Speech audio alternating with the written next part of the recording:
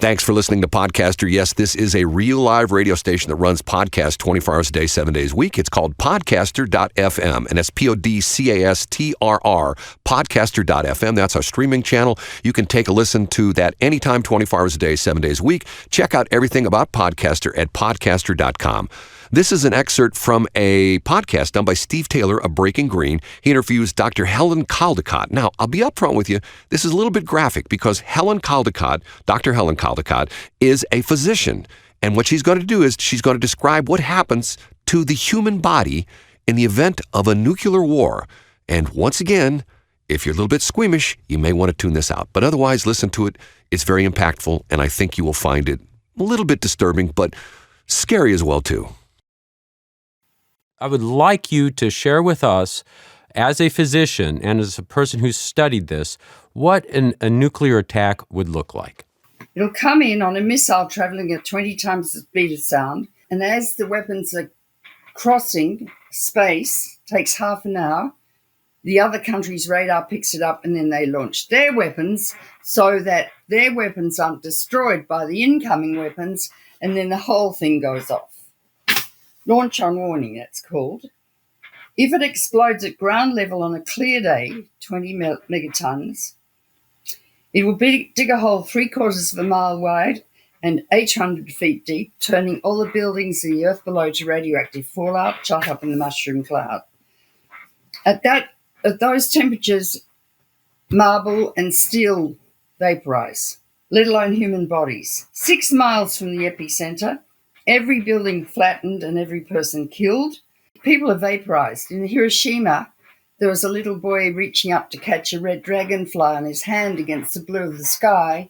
There was a blinding flash, and he left his shadow on the pavement behind him, which is in the Hiroshima Museum. 20 miles from the epicenter, all people will be killed or lethally injured, all buildings destroyed.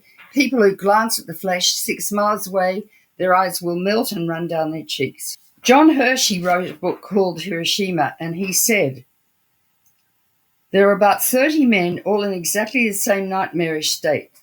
Their faces were wholly burnt, their eye sockets were hollow, the fluid from their melted eyes had run down their cheeks, their mouths were mere swollen, pus-covered wounds, which they could not bear to stretch enough to admit a spout of a teapot. There was one woman running, holding a baby, and she and the baby had been converted to a charcoal statue. Think about you and your own people and your own town. Enormous overpressures will create winds of 500 miles an hour, sucking people out of buildings, turning them into human missiles. Shards of glass traveling at 120 miles an hour will lacerate people, and the Pentagon's written a book with equations about how far a piece of glass traveling at 120 miles an hour will penetrate human flesh.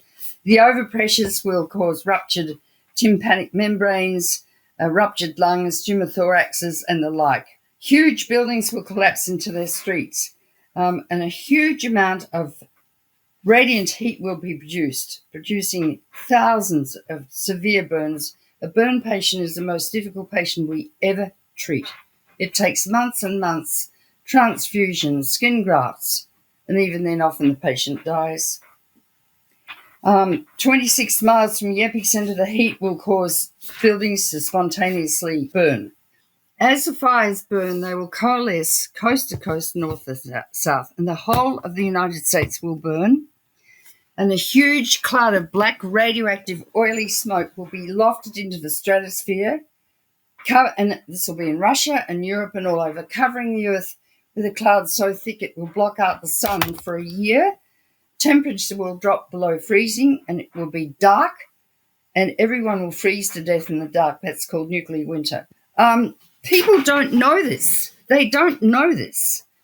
And as Jefferson said, an informed democracy will behave in a responsible fashion. People are uninformed. I mean,